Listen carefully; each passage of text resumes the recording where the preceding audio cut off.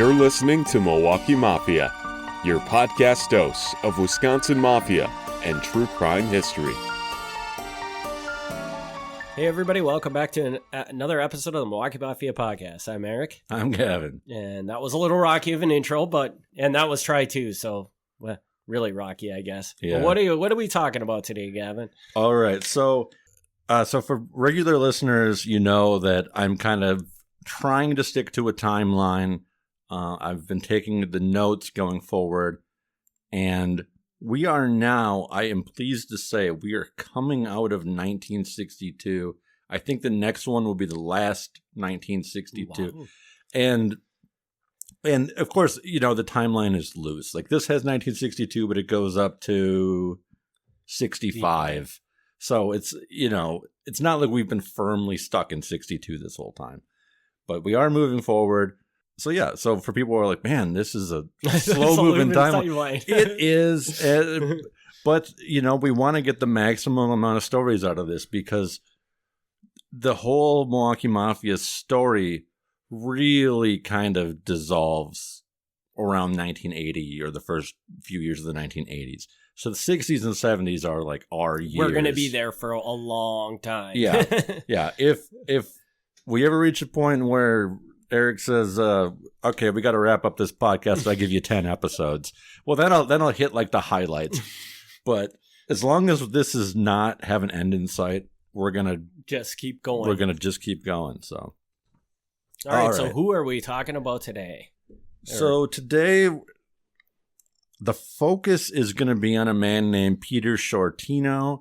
But in general, I'm also going to cover some extortion attempts or alleged extortion attempts in the early 1960s. August 23rd, 1962.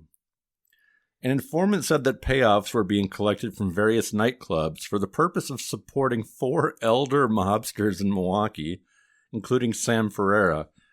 Ferreira was a former mob boss in Milwaukee, and he was basically retired and now just kind of ran a liquor store. Some money may also have been sent to Kansas City, who had helped Milwaukee out in the past. The informant said that this time around, Frank Balistrieri was giving Louis Fazio a pass on the collection, so Louis didn't have to pay this time. Whether any of this is true, don't know. But that's the word on the street. Meaning that because Louis had bars and they were collecting Louis. The Fazio family had a whole string of bars and restaurants. Louis Fazio, it's fuzzy because he had a background of being in and out of prison. He probably didn't have a liquor license. I highly doubt he was able to get a liquor license, but he still worked for his family's restaurants.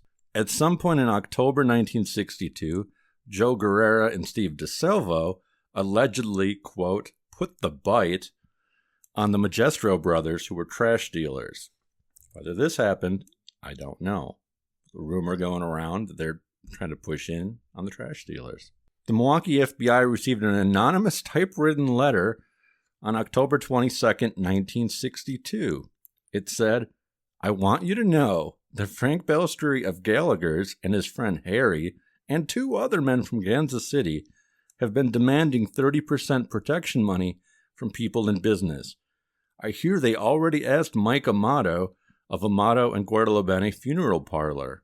On October 25th, 1962, Peter Sciortino's Bakery, which was on East Brady Street, and in fact still is on East Brady Street, wow, was the target of a bomb attack.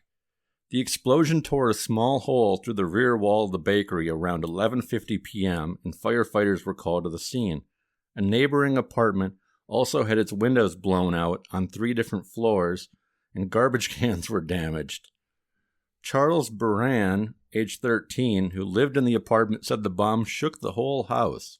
Detective Inspector Harold Breyer did not immediately know what type of explosives were used and had to call in a chemical expert.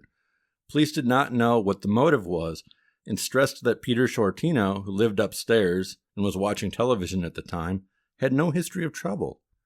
The explosion may have been a warning, as Breyer pointed out that the culprit could have put the explosive compound in a different place and caused a lot more damage. So if they had wanted to blow up the whole bakery, they could have. And this is very much, we haven't really gotten into these stories, but this is very much this era of Milwaukee Mafia's MO. They liked car bombings, right? We're not really quite to the car bombing point yet, but yes. But car there's a bombing is very thing. strong possibility that they're responsible for this, because this seems to be something they had a thing with.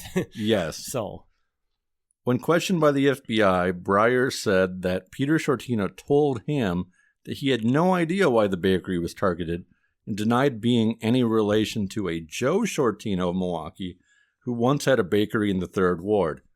Why they asked him that, I don't know. Don't know. But it just comes up. It's like, hey, you're in a bakery. Your name's Sciortino. Are you related to that other Sciortino? Which this is going to come back. Okay. Yeah. November 1st, 1962, John Holtzman, FBI agent, interviewed Mike Amato, who was partner of Anthony Guardalabene in the local funeral home. Just to be clear here, Anthony Guardalabene is the brother of Dr. Vito Guardalabene, which therefore makes him another grandson of the original Vito Guardalabene. So, just so you're clear of who that guy is. Amato said his wife was a cousin of Frank Balistrieri's wife, therefore making him a cousin by marriage, as well as a nephew by marriage of John Alioto. And this is wrong. Like, I don't know if Amato misspoke or if the FBI agent wrote the notes down wrong. His wife is not a relative, but Amato's mother is a relative. So I don't know where the miscommunication is there.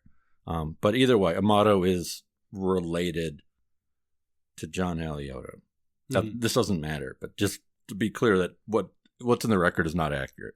And it could just be that they just kind of viewed themselves as related because there is a connection there. It's just pretty far out. Yeah. You know what I mean? Amato said that he saw Balistrieri and Alioto once or twice a year, but stayed away from Gallagher's because it was undesirable. That's the restaurant and nightclub that Balistrieri runs. Yep. He said the last time he was there was for a testimony for Dr. Vito Guardalabene, the brother of his business partner.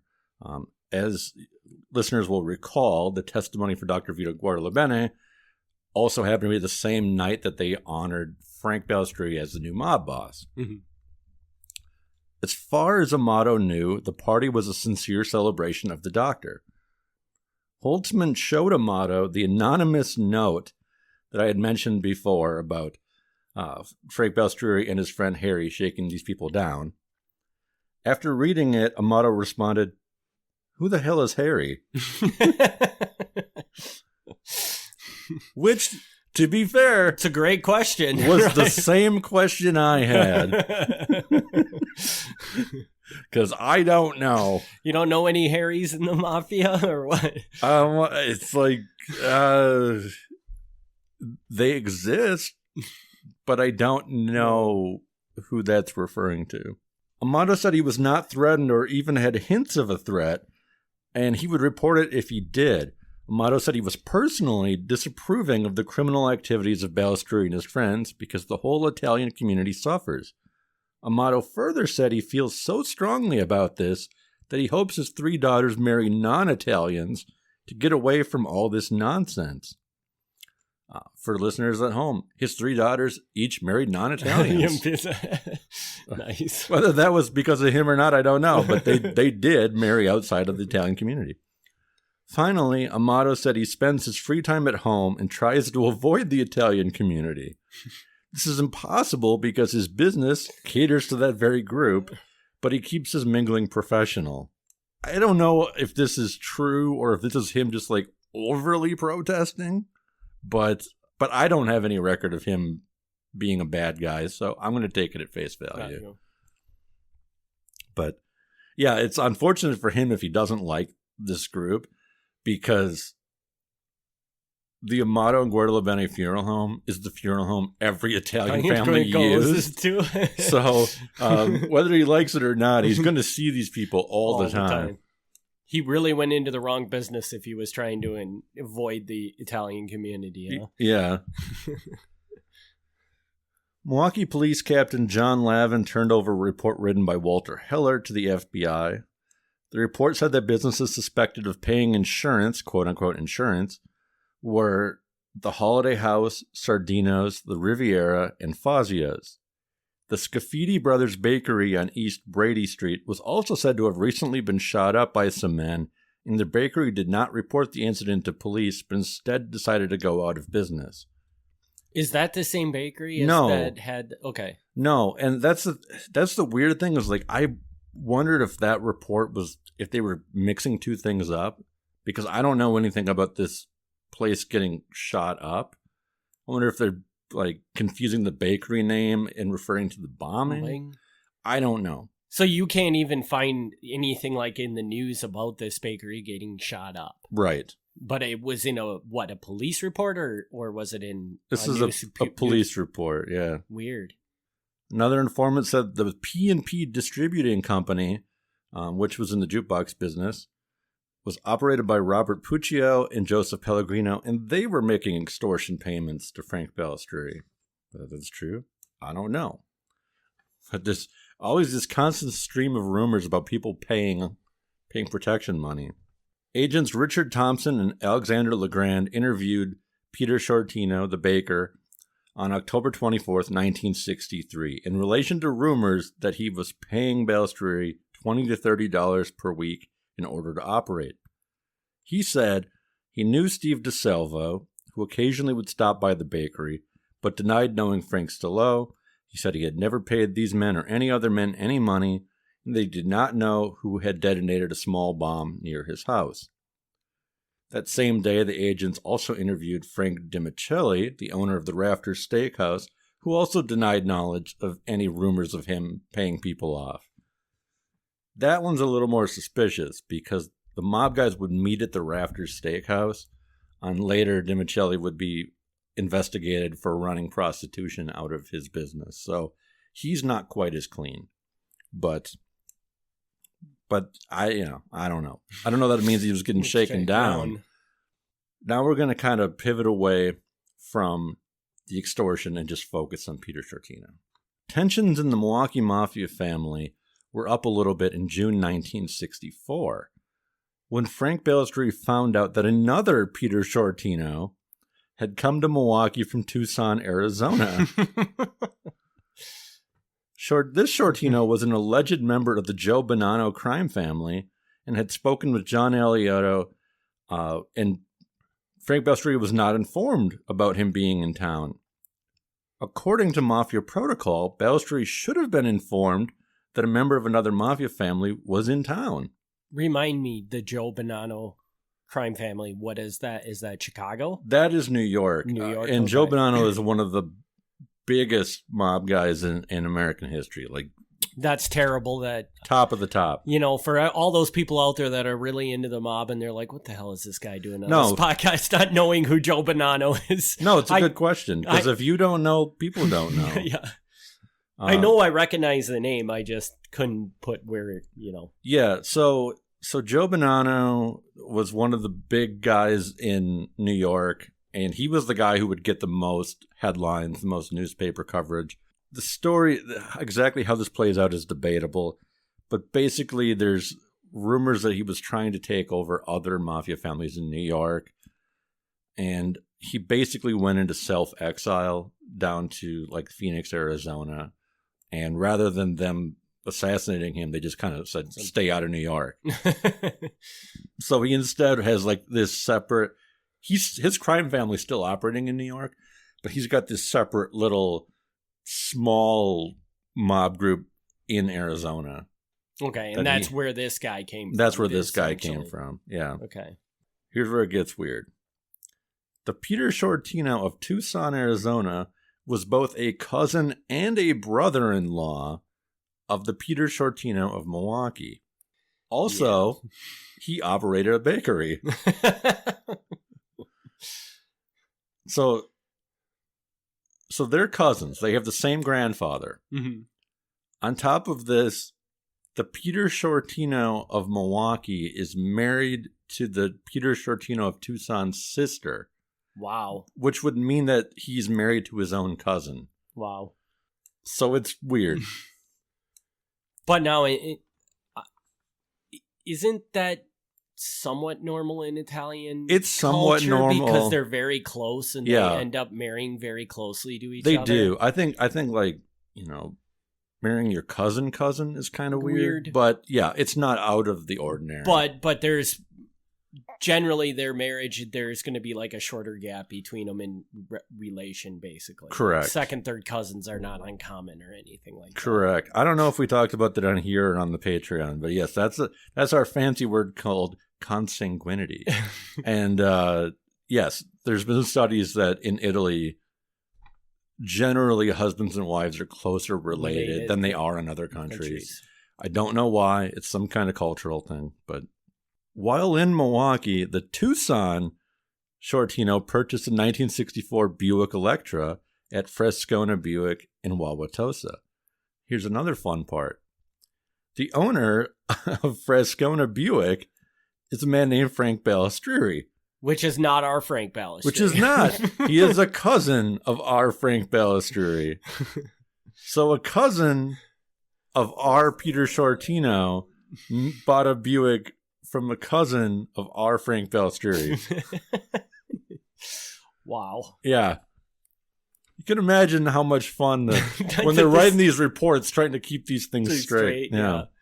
A hidden microphone caught a mafia meeting in June 18th, 1964, where one member of the group was scolded for not functioning properly.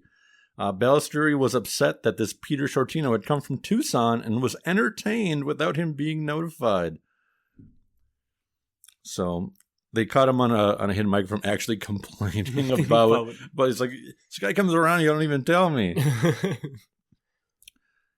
At a meeting on June 30th, 1964, the Peter Sciortino of Tucson is still in town, so he's called to a mob meeting.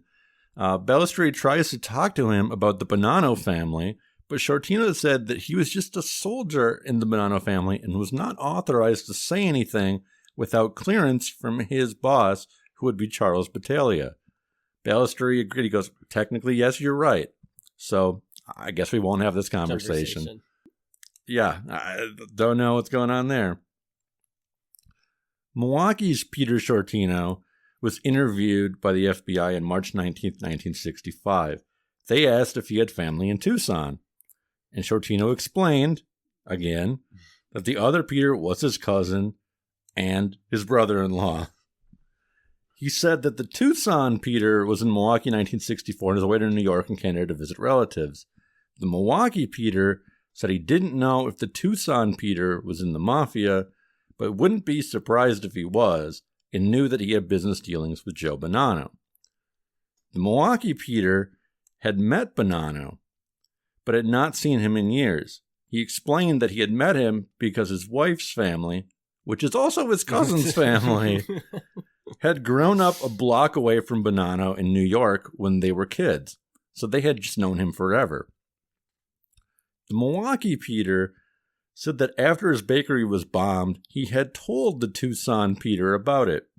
There was a rumor that the Tucson Peter then told Joe Bonanno, who in turn told Frank Balistrieri to leave the Milwaukee Peter alone. But the Milwaukee Peter never asked for this favor and did not know if it actually happened. This was just a rumor he had heard. He lastly said that if this wasn't confusing enough, he has two more cousins also named Peter Sciortino, and they both live in Brooklyn. So I'm going to try to piece this back together. So yeah, run it back. So Joe Bonanno, there's a rumor that Joe Bonanno called Frank Balistrieri and said, leave alone the Milwaukee Peter Sciortino. Yes. Which would...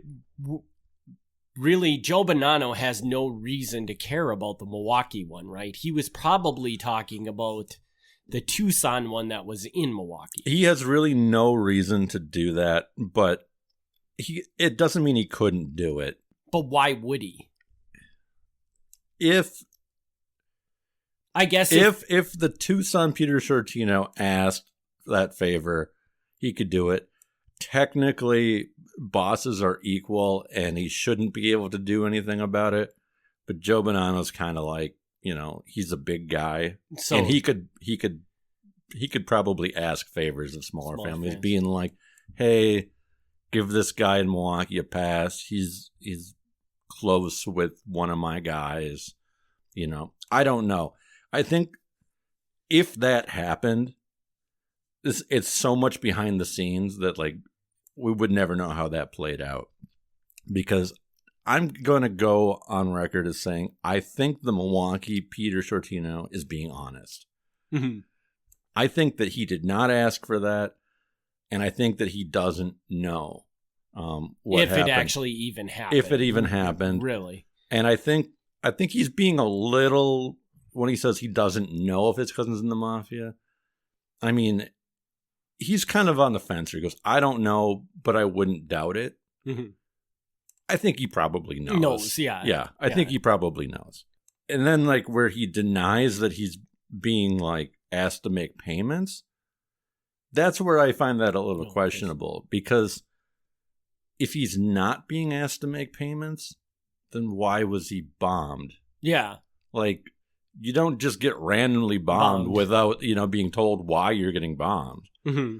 So that's weird to me. So I don't think he's like I don't think he's lying, but I don't think he's completely telling everything either. Well, and don't you think that in most scenarios when somebody is pulled in by the cops and interviewed by the police, that's probably what they're doing?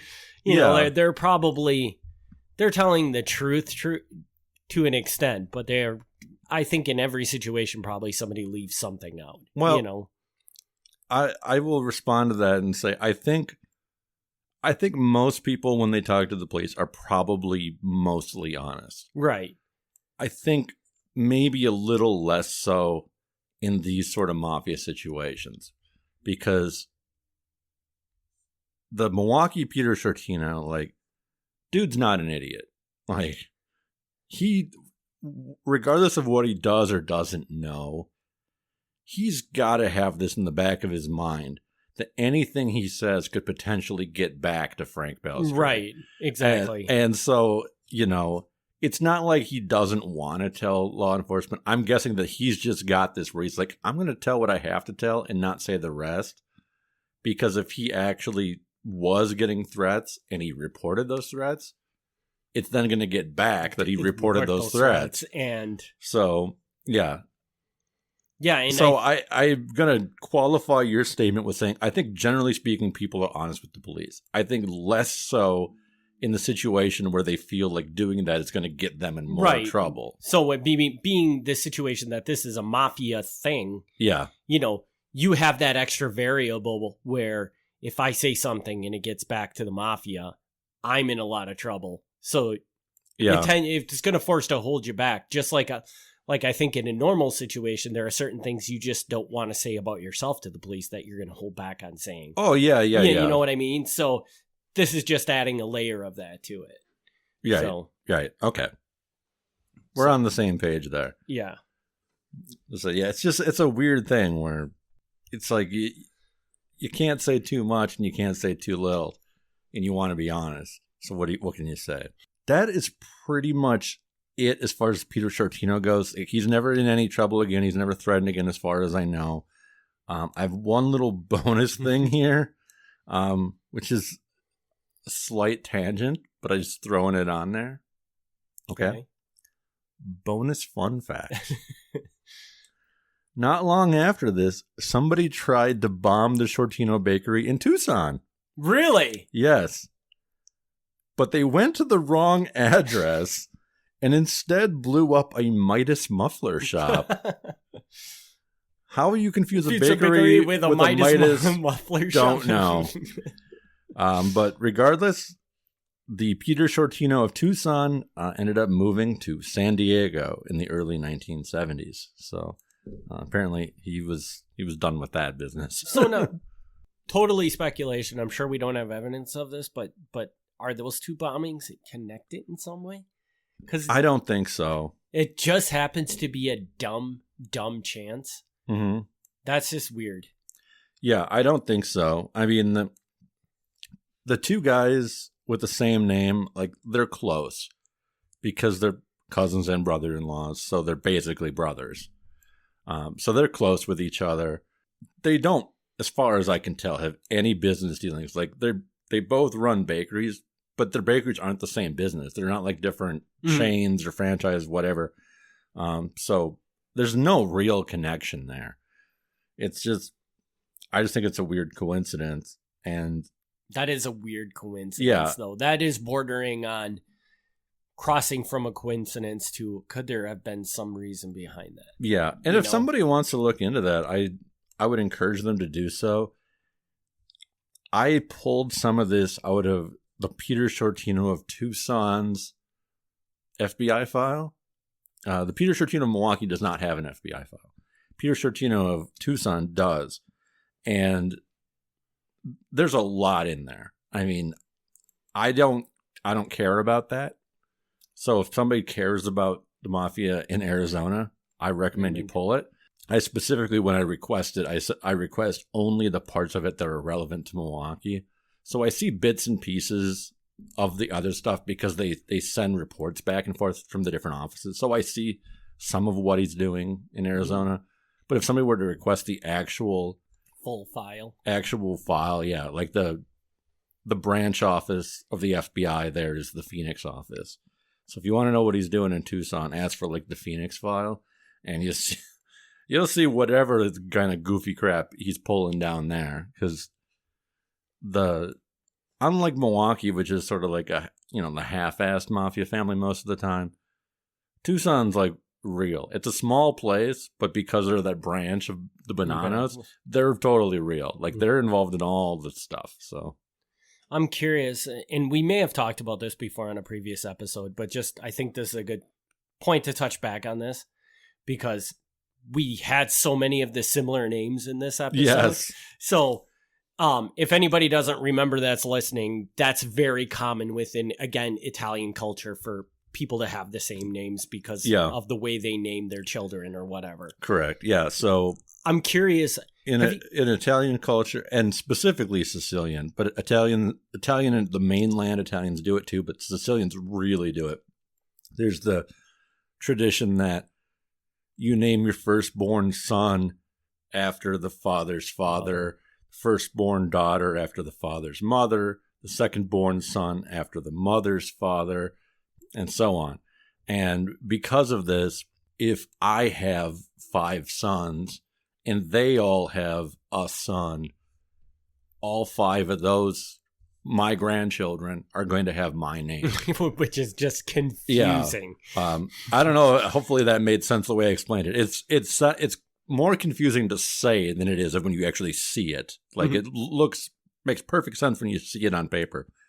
But yeah, a grandfather is going to have many grandchildren with his exact name if he has multiple sons. So my question with this is that, have you ever looked into it like an FBI file, read these FBI files and been like, they clearly have the wrong person, because they're talking about somebody and you're like, that's not that person, that's this other person with that same name. Have you ever run into something like that, or just in news reports and things like that you're like, yeah, they're not talking about the right person? I'm not 100%. I can't think of like a time where they were like actively investigating a guy and it turned out to be the wrong guy. Like I can't think of anything like that. But it does come up where they'll look into a guy briefly and then be like, okay, this is we're looking at a different guy. And they'll get thrown off because even like a standard background check they'll do is they'll go and they'll pull like the birth certificates and stuff. And I've seen it where they'll pull like 2 or 3 trying to figure out which one it is that they're looking for. So, I mean, it's never been like a huge problem, but it definitely does confuse them at first. They have to kind of sort it out before they go any further. Sometimes, like Steve DeSalvo is Steve DeSalvo. If he's got a cousin named Steve DeSalvo, which he probably does, he's not involved in anything, so he never comes up. But then there's other guys who have, Well, there's one guy who we haven't even talked about yet, whose name is Jerry DiMaggio. And Jerry DiMaggio was a burglar. And Jerry DiMaggio's cousin, Jerry DiMaggio, was also a burglar. And they're like 2 years apart in age. So they'd be like, oh, Jerry DiMaggio, the burglar. And then they'd be like, oh, wait, which you mean, one? are you talking about Joe's son or Carlo's son? And you'd have to, So no, it does. They usually figure it out. Like, it doesn't go down where they're really screwing it up, but it has moments, definitely. But it seems like generally, let's just say that, well, like you said, Steve DeSalvo probably has a cousin. There's a good chance that cousin, Steve DeSalvo, got looked into at some point in time, but they quickly realized, oh, this is just the guy with that name, and this is actually the right Steve DeSalvo. It's possible that we're supposed to be looking at or something, Like they start maybe going down looking at the wrong person, quickly realize it's the wrong person and switch. Yeah, it's possible. It's less common like when it's like higher end guys because everybody just knows who they're talking about. Yeah. They're like, oh, Steve DeSalvo. And everybody, like all the cops know what he looks like. They know who he is. It's like the lower end, the gamblers, the burglars, like the guys who don't really have any power at all. That's where it gets confusing. So yeah, you'll see that. We even talked about on the Riviera episode. I mean, there's two Tony Mackeys who both ran nightclubs, and so one of them went by Tony Petroli so that they wouldn't. What Petroli means, I don't know, but he went by that so they knew which one they were talking about. Okay, yeah, interesting. And with Frank Balistrieri's son Joe and his brother Peter's son Joe, Frank's son Joe is usually just called Joe, whereas the other Peter's son Joe is usually called Baby Joe or Baby Joey. So they refer to him like that, or the FBI files will always like afterwards put in parentheses son of, like, so they knew that. They were familiar enough with those guys that they knew they had to differentiate them every time they were mentioned. But yeah, so I guess it just seems like it would make their job. I guess the longer we carry this on, the more I can think of these examples coming up. So it definitely happens, but it's very rare that it actually creates a problem. Yeah, and it's never been like you look at a file and you're like, they got the completely wrong guy here. Like they're looking. Not that I can think of. Yeah, not that I can think of. But yeah, I just thought that was an interesting dynamic that could happen. It's funny because obviously, like, the reason they name them that is it's just a tradition and it's an honoring your parents thing. That's the whole reason, nothing more than that. But it does have the interesting side effect that it does throw off law enforcement. Yeah, like, that's not the reason they do it. They're not trying to be confusing. But it does happen. It has that effect because they look it up in a system or whatever, and they're like, oh, shit, there's 10 of these people. Yeah. Yeah. So, all right. Well, is that all you got for this episode? That is all I got, yeah. All right. Well, then, as always, we do have a Patreon. Check that out, patreon.com/Milwaukee Mafia, or you can find it at MilwaukeeMafia.com.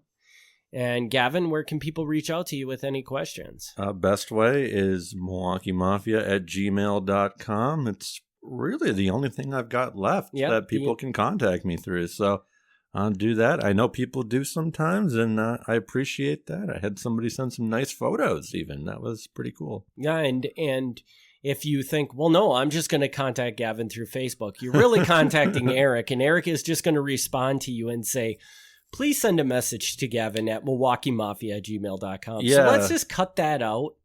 Cut that whole element out and just go straight to the email. Yeah, just go straight to the email. I had an incident a few months back where I lost access to Facebook. Not for anything I did. It just happened. And luckily, Eric was a co-moderator on the author page. So when I got removed, the author page still had somebody attached to it. Yeah. But he's the only one who's the moderator now. So I don't even know what he posts on there. Hopefully it's good stuff. But I really haven't been posting anything on there. Okay. But I do see messages come through periodically, and I'm like, can you just send a message to Milwaukee Mafia? But just so people know, even though it is my name and I am aware of it, it's really Eric. I'm not posting anything. That's not me doing it. So with that, we'll wrap this episode up. We'll be back next week with a Patreon episode and 2 weeks with a regular Mafia episode. Thanks everybody for tuning in. Thank you very much. Thanks for tuning in to the Milwaukee Mafia podcast. Join us next time for another look back at Wisconsin Mafia and true crime history.